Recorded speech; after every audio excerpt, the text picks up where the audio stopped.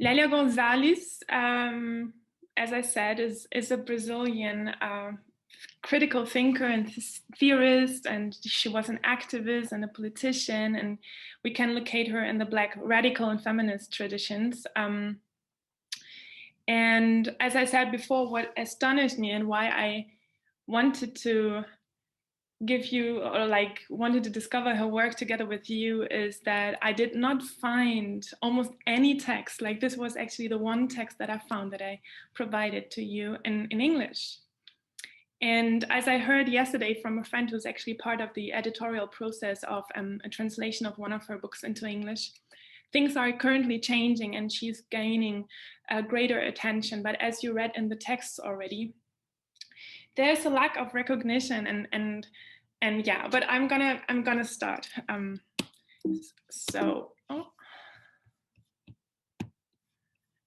So who was Lelia? She, like, first of all, we can say she really carefully theorized the societal silencing and exclusion of Brazilian women, and specifically of women of African indigenous descent. And she was a pioneer in criticizing hegemonic sexism and racism in Latin America and the Spanish-speaking Caribbean.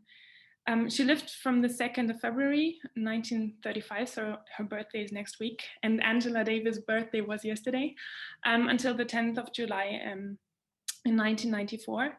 And in order to give you a brief understanding, and Heloísa might know about this way better than me, I just kind of wanted to give you a quick historic dates regarding Brazil's history in order to understand, like, the time in which she lived, and because it's very important to understand her activism.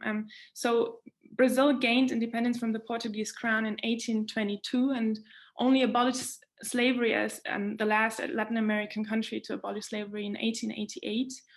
And then began, like, a series of different republics of Brazil.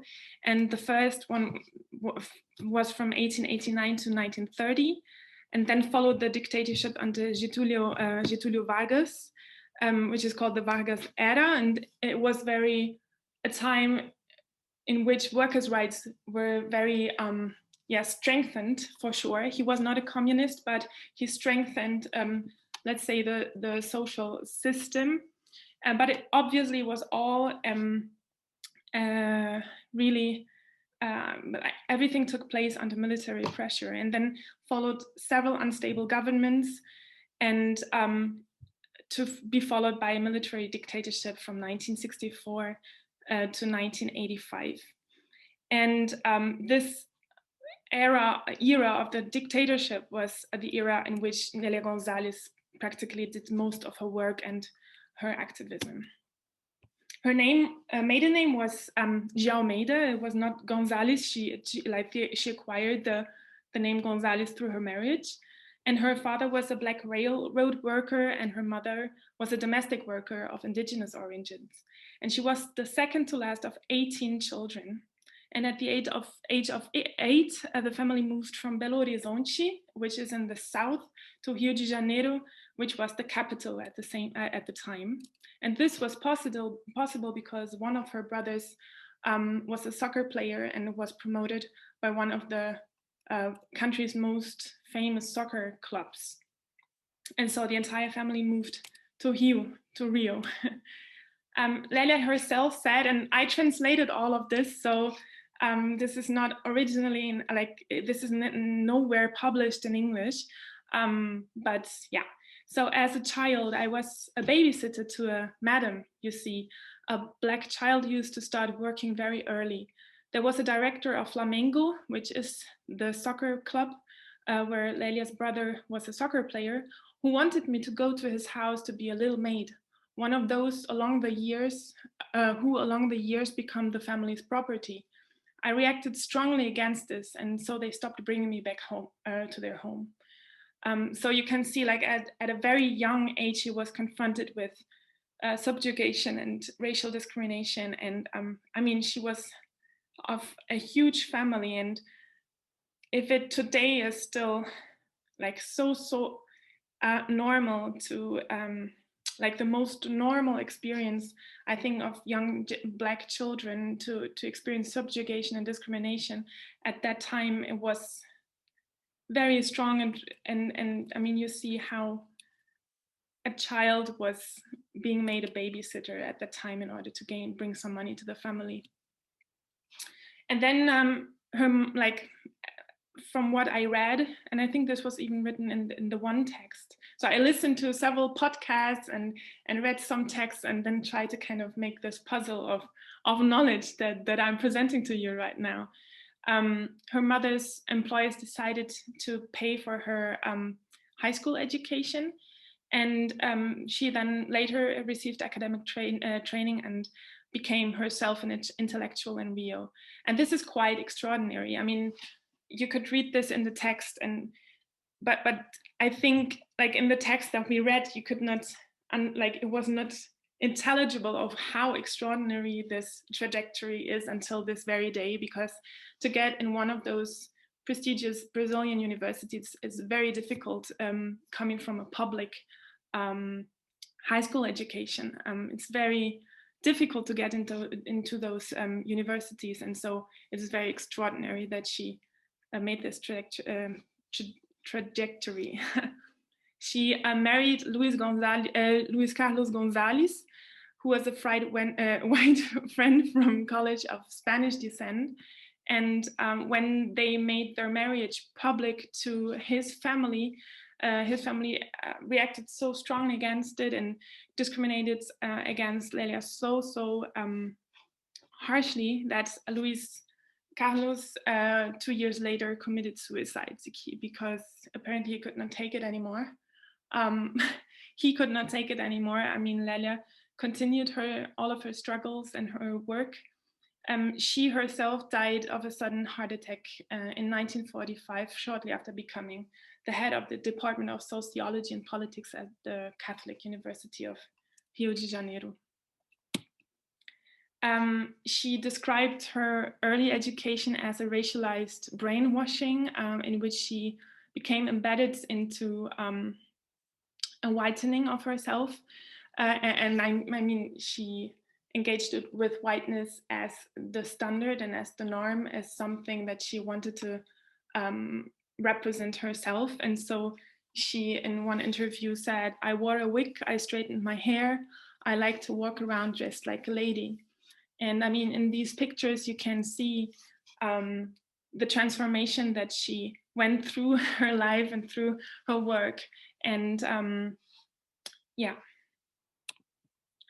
So her intellectual life began with a bachelor's degree in history and geography and a philosophy bachelor's at the Rio de Janeiro State University, today UERJ, which is wonderful institution today, and I imagine at the time as well, but who's really an institution that is really focused on ethno-racial studies, as it is called. And I think she contributed particularly to the establishment of this focus of this university.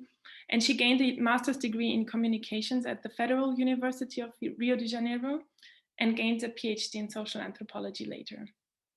So it's quite, again, impressive, like her academic path. And I always like reading this. I mean, all of us who have said right now that we're applying to PhD programs and doing masters, and you have to be so perseverant to go through all of these application processes. And obviously it was another time, but I still, like, when I read this, it inspires me so much to go on, because she must have been so perseverant. So later she founded the Institute of Research on Black Culture and the School of Freudian Thought. And she taught herself at the Faculty of Philosophy, Sciences and Linguistics of the University Gama Filho, also in the capital of the state of Rio de Janeiro.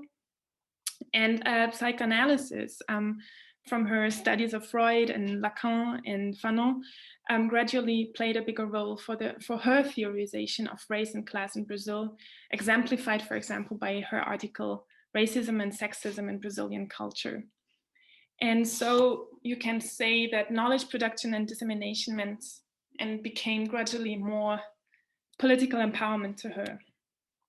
One of her nieces said in an interview, Lélia hated that people were unaware, specifically we Black women, of our position in this brutal society.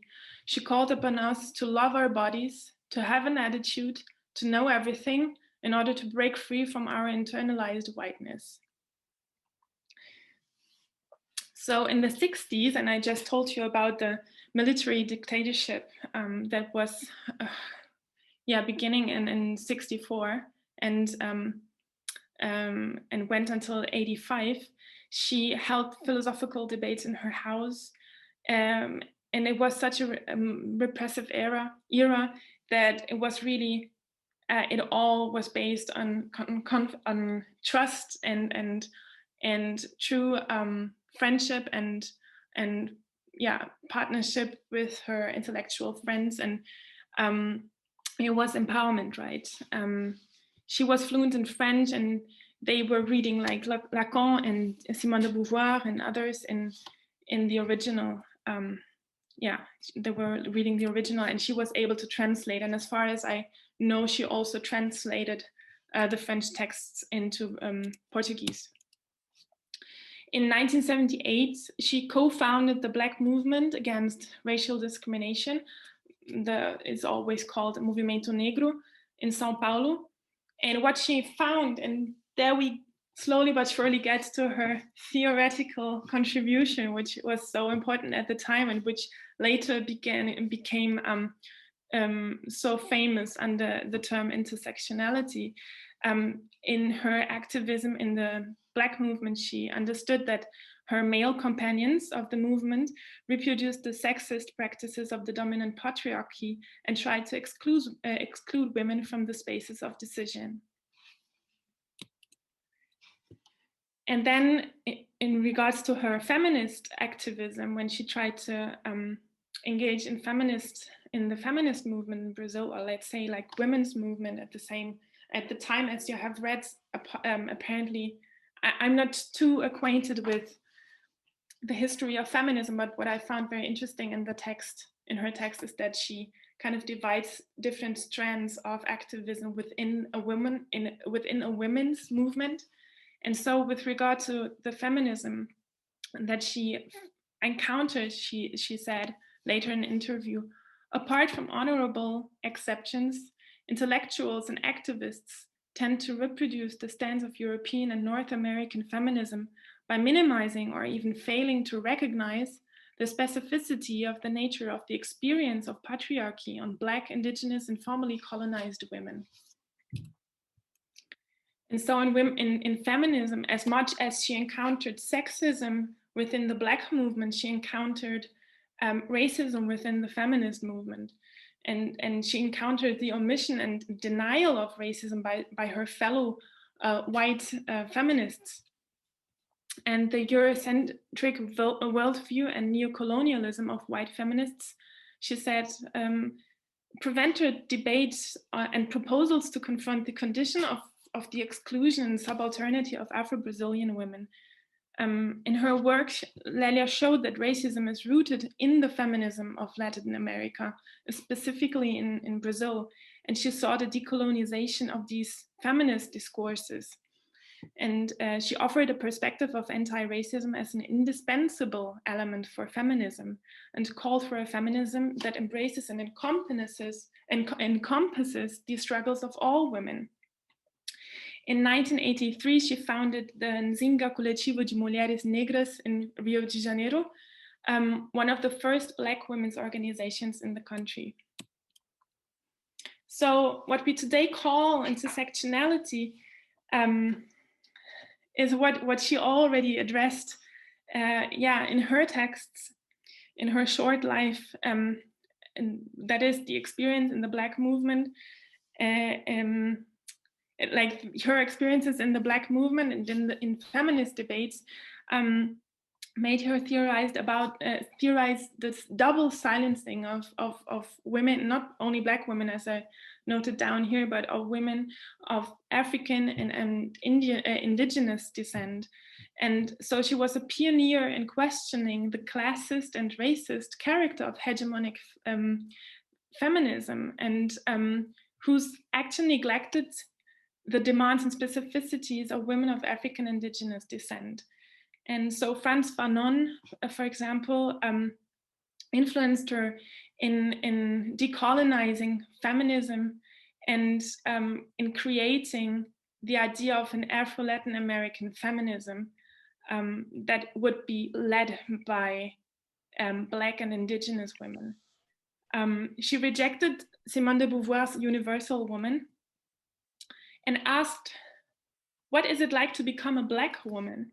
Because Simone de Beauvoir said, you are not born a woman, but you become one.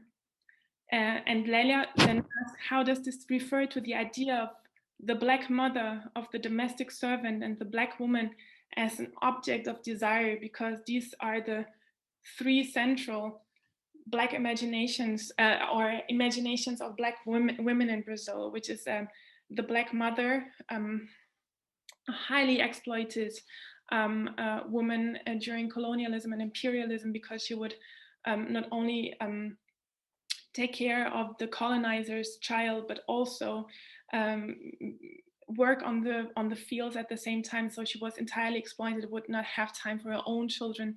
And the domestic servant that until today is a highly exploited Black woman in working in rich people's houses. And then the symbol of the mulata, which has become actually the symbol of Brazil, the brown mixed race woman who's dancing samba and which you see on the beach, and has become like the object of desire. So how Lélia then asked, like, how do we become those women? So, and for her, it was so important to lay out, like as an act of empowerment, to lay out the roots of Black Brazilian women. How did their ancestors live before they were enslaved, colonized, and became diasporic? And she stressed that they were actually living as protagonists in their societies. Not only African women, but also indigenous women were actually protagonists in their societies. And so she concludes, in order to kind of refer this to Simone de Beauvoir's question, like how, like Simone de Beauvoir said, you are not born a woman, you become a woman. And so for Lélia, then the empowering conclusion is that becoming a Black and an indigenous woman is becoming a woman that is proud of her origins, who sees herself as a source of resistance to racist and sexist policies, and as a fierce advocate for equality, not allowing herself to be defined by predefined standards. So becoming a Black and an indigenous woman for Lélia meant to become a protagonist of her own resistance. And in this, in her theorizing, she, as you have read in the article, she traveled a lot and she networked a lot throughout North America, the Caribbean, and within Latin America. And so, for example, I mean, you have probably watched also the video that I sent around. She also became a close friend and colleague of Angela Davis. So the last point that I wanted to address is language, because what is quite extraordinary about her work is that she wanted to confront academic language and normative grammar, because she understood that most of her brothers and sisters of color had little or no access to formal education. And so what she called Portuguese, which is called an Africanized Portuguese, for her was nothing more than the mark of the Africanization of the Portuguese spoken in Brazil. And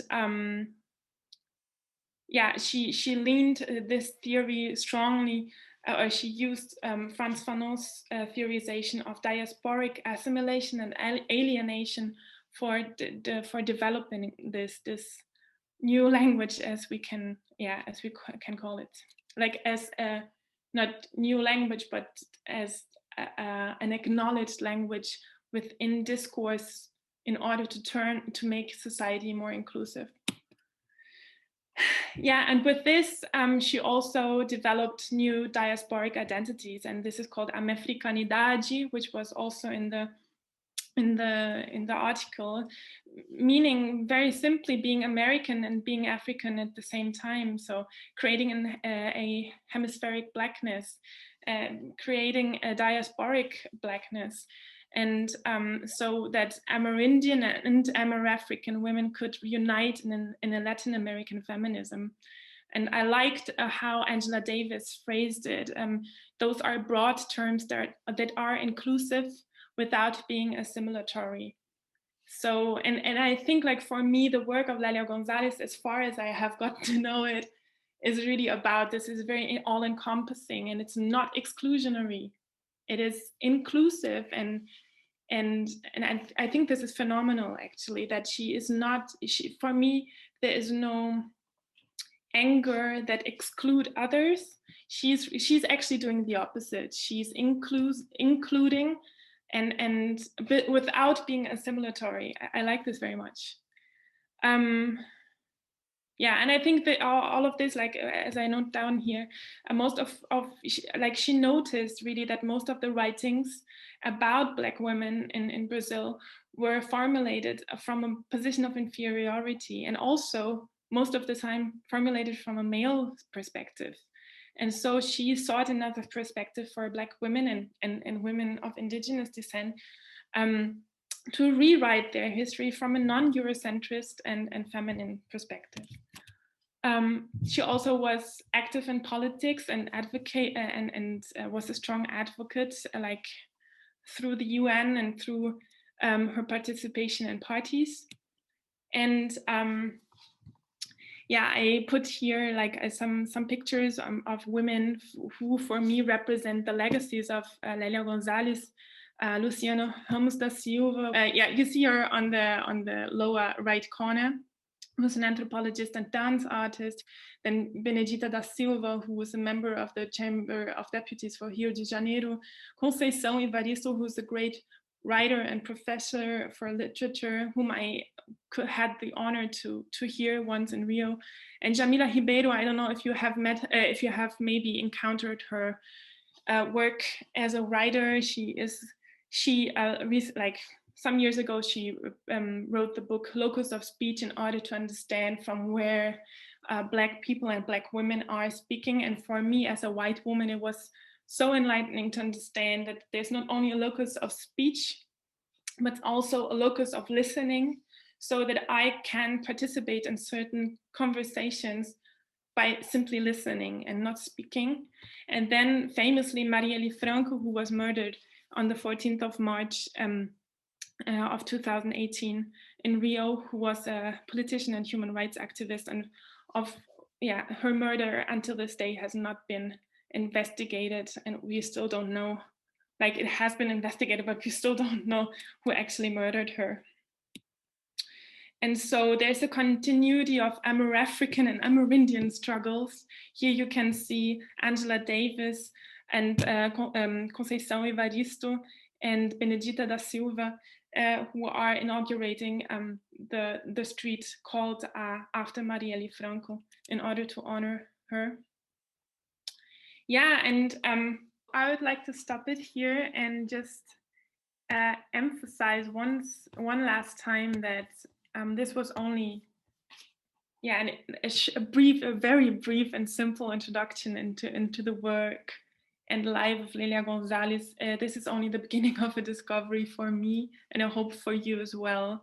And I hope that in the future, her texts will be translated into English and into your languages, whatever language you are speaking, and maybe we can discuss this later, because for me, like, this language thing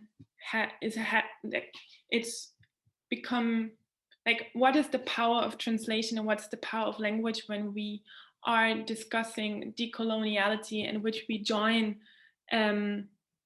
each other to decolonize discourse. And what of a coloniality does there exist within the decolonizing movement? And I would love to dive into that question and to hear about your thoughts, because I'm so sure that you can relate to this, because I mean, the simple fact that we talk about America as if this was only America. I mean, I think what Lélia Gonzalez has made so clear, that America is so much more than the United States of America, and obviously the United States of America are, I don't want to deny its importance, but we have to think more broadly. And I know from Brazil that there's a strong, and from all of the other Spanish-speaking Latin Americans, that they always say North America and South America, or like Latin America. And I think I advocate for more consciousness in regards to using America as if the United States were America. And I conclude by this, and thank you very much for your attention, and I'm looking forward to the discussion.